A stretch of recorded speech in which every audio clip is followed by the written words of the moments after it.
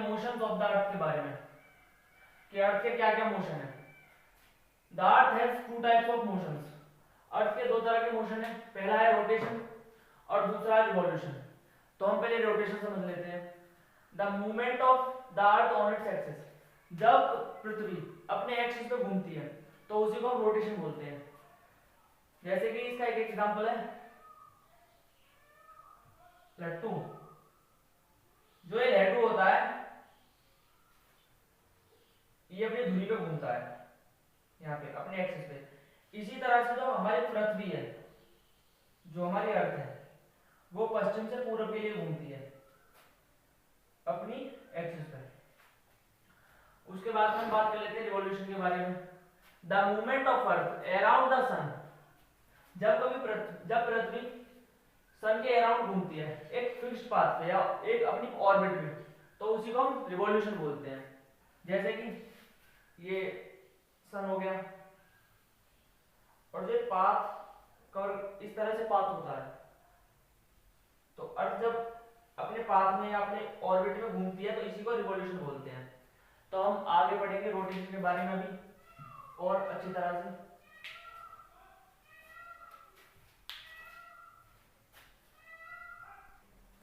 तो भाई लोग अब हम बात करेंगे the axis of the earth which is an imaginary line. Imaginary line क्या है?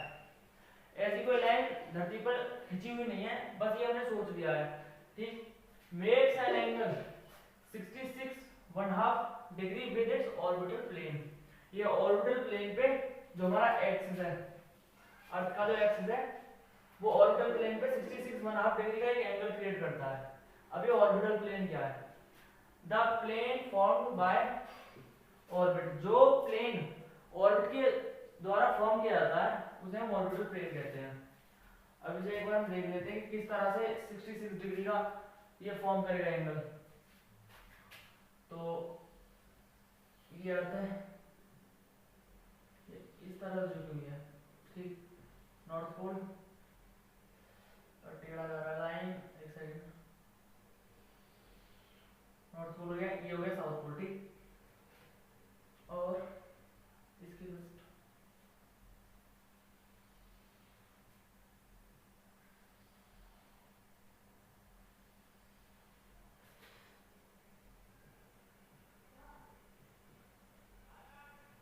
ठीक। तो ये क्या है? ट्रॉपिक ऑफ कैंसर, ये इक्वेटर और ये ट्रॉपिक ऑफ कैप्रिकॉर्न। तो अब हम बात करते हैं इसकी। ये है हमारा ऑर्बिटल प्लेन।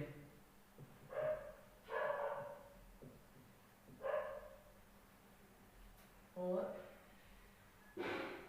ये वर्टिकल,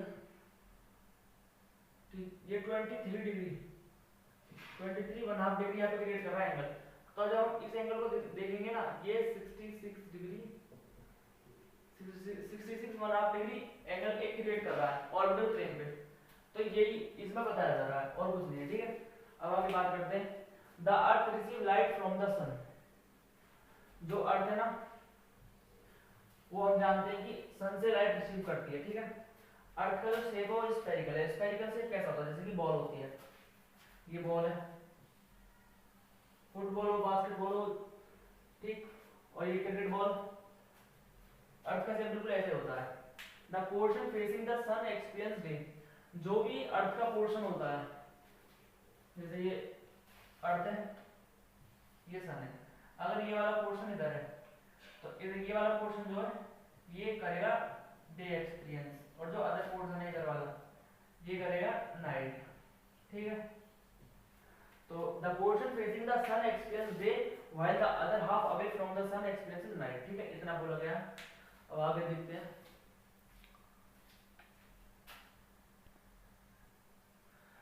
तो फ्रेंड्स हम बात करने वाले हैं सर्कल ऑफ इल्यूमिनेशन। ये सर्कल ऑफ इल्यूमिनेशन क्या है? The circle that divide the day from the night. जो सर्कल या जो एक लाइन ड्रॉ होगी बीच में, दिन से रात को अलग करता है, वही हमारा सर्कल ऑफ इल्यूमिनेशन है। अब इसे एक बार देख लेते हैं कैसे।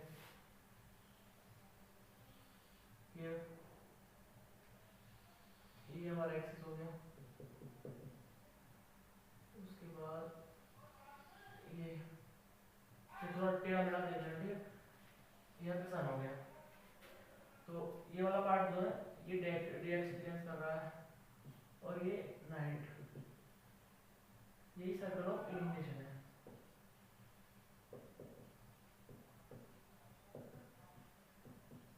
ठीक है, ये दोनों अलग अलग है ना, यहाँ पे नाइट हो रही है, यहाँ पे डे हो रहा है, तो यही सर्कल ऑफ इल्यूमिनेशन और कुछ नहीं है। ठीक है, the circle does not coincide with axis, तो एक्सिस का कोई भी, ये एक्सिस है ना, इसका कोई प्रभाव नहीं पड़ेगा, जिधर डे उधर डे रहेगा, ऐसा नहीं कि एक्सिस की इस तरफ डे होगा, मतलब एक्सिस का कोई प्रभाव नहीं पड़ेगा डे और लाइट को इस पे सर्कल ऑफ इल्यूमिनेशन पे। ठीक है, the earth take 24 hour to complete one rotation, हम सबको पता है कि अर्थ जो है वो 24 आवर्स लेती है एक रोटेशन को कंप्लीट करने में अपने एक्सिस पे। ठीक है, उसके बाद the period of rotation is known as earth day, जो हमारी अर्थ 24 आवर्स में एक रोटेशन कंप्लीट करती है अपने एक्सिस पे, तो उसी को हम बोलते हैं earth day. This is the daily motion of the earth, यही हमारे अर्थ का डेली मोशन है, अपने एक्सिस पे पश्चिम से पूरब की ओर जो घूमती है ये अपने एक्सिस पे। ठीक है, 24 आवर्स में कंप्लीट करती है, तो यही हमारा डेली मोशन है। ठीक है, और इसी को हम बोलते हैं अपना आपका अर्थ डे। ठीक है, तो अब बात करते हैं कि क्या हो अगर धरती घूमना बंद कर दे, मीन्स अपनी एक्सिस में, तो क्या होगा। जैसे कि ये सन है, ये अर्थ है, अगर इसने घूमना बंद कर दिया अर्थ में, तो ये पोर्शन जो है ये परमानेंट अर्थ की तरफ, सन की तरफ रहेगा, और ये वाला पोर्शन ये परमानेंट रहेगा, डार्कनेस रहेगी। ठीक है, तो इसमें जो टेम्परेचर है वो वार्म हो जाएगा, मतलब गर्म, बिल्कुल हॉट, एकदम बहुत ज्यादा टेम्परेचर बढ़ जाएगा, और यहाँ पे कोल्ड, इतना ज्यादा कि इंसान सह नहीं पाएगा। ठीक है, तो इससे क्या होगा, लाइफ एग्जिस्ट ही नहीं कर पाएगी यहाँ पे। ठीक है, अब हम बात करते हैं रिवॉल्यूशन के बारे में। इतना समझ में आया कि अगर पृथ्वी ना घूमे, अगर हमारी अर्थ जो है वो अगर ना घूमे तो क्या होगा, तो लाइफ एग्जिस्ट नहीं कर पाएगी। तो अब हम बात करेंगे रोटेशन के बारे में, सॉरी रिवॉल्यूशन के बारे में। तो अब हम बात करने वाले हैं सेकंड मोशन ऑफ द अर्थ, जो हमारे अर्थ का जो सेकंड मोशन है उसके बारे में, वो है revolution. The second motion of the earth around the sun in its orbit is called revolution. जब अर्थ सन के around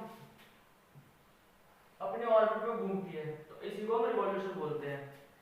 it takes 365 days and 6 hour to revolve around the sun. ठीक है, तो अर्थ पूरा एक चक्कर लेने में 365 डेज एंड 6 आवर्स लेती है। ठीक है, we consider as a year as consisting of 365 day only. हम एक ईयर कंसिडर कर लेते हैं 365 दिन में, हम 6 डे को इग्नोर कर देते हैं। ठीक, 6 आवर्स, वो जो 6 आवर्स है उनको इग्नोर कर देते हैं। 6 hours saved every year are added to make one day, और जो हमारे वो 6 आवर्स थे एक दिन बनाने के लिए एवरी ईयर हम उनको ऐड करते रहते हैं। Over a span of 4 year, हर 4 साल के बाद इसको हम ऐड कर देते हैं। This surplus day is added to month of फरवरी, तो इसे हम फरवरी के मंथ में ऐड कर देते हैं। हमें पता है फरवरी के परफेक्ट जो है फरवरी के मंथ में 28 डेज होते हैं, लेकिन जब लीप ईयर होता है तो तब ये 29 हो जाते हैं। क्यों हो जाते हैं, क्योंकि हमको पता है अर्थ जो है 365 दिन और 6 घंटे लगाता है, तो हम 6 घंटों को ऐड करते रहते हैं, और हर 4 साल के बाद उनको हम लीप ईयर में कंसीडर कर लेते हैं। Such a year with 366 days is called leap year. जिस भी साल में 366 दिन होते हैं ना उसको हम लीप ईयर बोलते हैं। The Earth is going around the sun in elliptical orbit। जो अर्थ है ना वो सन के अराउंड एक एलिप्टिकल ऑर्बिट में घूमती है। एलिप्टिकल ऑर्बिट मतलब कि अंडाकार, ये जैसे ये सन है तो ये गोल नहीं है, बिल्कुल गोल ऑर्बिट में नहीं घूमती, ये इस तरह से है, जैसे कि ये सन है और ये थोड़ा लंबा इस तरह से, ठीक है। तो ये हो गया हमारा एलिप्टिकल ऑर्बिट।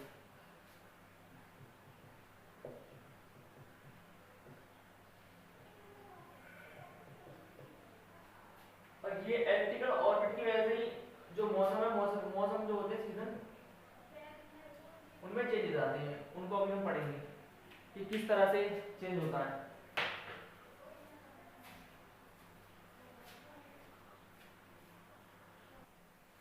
तो फ्रेंड्स अभी हमने देखा रिवॉल्यूशन के बारे में।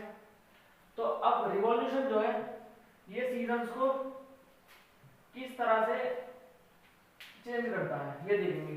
अभी हमने देखा था कि जो सन जो ऑर्बिट जो है सन अर्थ का सन के चारों ओर, ये एक एलिप्टिकल ऑर्बिट है, ठीक है। एलिप्टिकल ऑर्बिट है अंडाकार, तो कहीं पे पृथ्वी पास आ जाती है, कहीं पे दूर चली जाती है, ठीक है। तो इसी वजह से हमारे जो सीजन्स हैं वो बदलते रहते हैं। Year is divided into summer, winter, spring और ऑटमन। हमारी जो ईयर है वो 4 सीजन में डिवाइड है, समर, विंटर, स्प्रिंग और autumn. Season changes due to the changes in position of the earth around the sun. Season जो होते हैं हमेशा चेंज क्यों होते हैं? क्योंकि हमारी अर्थ की जो पोजीशन होती है वो चेंज हो जाती है सन के चारों ओर। तो सबसे पहला है पेरिलियन। ये क्या चीज है? ये दोनों क्या चीज है? एपिलियन और पेरिलियन। पेरिलियन में ये है कि जब हमारी पृथ्वी सबसे पास आ जाती है, मतलब कि सन के बहुत ज्यादा नजदीक आ जाती है, जैसे कि ये सन है, अब पृथ्वी यहाँ पे आ गई, तो मान लो ये सबसे नजदीक आ गई एक तरह से, तो ये होता है 3 जनवरी। 3 जनवरी को हमारी पृथ्वी सबसे ज्यादा पास आ जाती है सूर्य के। उस दिन हमारी पृथ्वी की दूरी रह जाती है महज 14.70 करोड़ किलोमीटर, ठीक है, किलोमीटर। तो उसको कहते हैं पेरिलियन। तो इसको हिंदी में बोले तो इसको बोलते हैं उपसीर, ठीक। अब एपिलियन, तो जब हमने देखा पेरिलियन में क्या है, जो सबसे पास आती है, तो सीधा सीधा बात है एपिलियन में क्या होगा, इसको बोलते हैं अपसीर। पृथ्वी सबसे ज्यादा दूर चली जाएगी सन से, ठीक है। तो इसमें क्या होता है, पृथ्वी मान लो यहाँ पे पहुंच गई बहुत दूर, तो ये बस साल में एक बार होता है 4 जुलाई को, ठीक है। 4 जुलाई को पृथ्वी सबसे ज्यादा दूर चली जाती है, सूरज से बहुत ज्यादा दूर चली जाती है। तो उस दिन पृथ्वी की 15.36 करोड़ किलोमीटर इतनी दूरी होती है, तो उसी को बोलते हैं एपिलियन।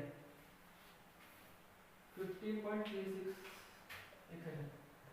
15.21 करोड़ किलोमीटर, ठीक है। अब हम आगे बात करेंगे समर सोल्स्टिस, विंटर सोल्स्टिस और इक्विनॉक्स के बारे में।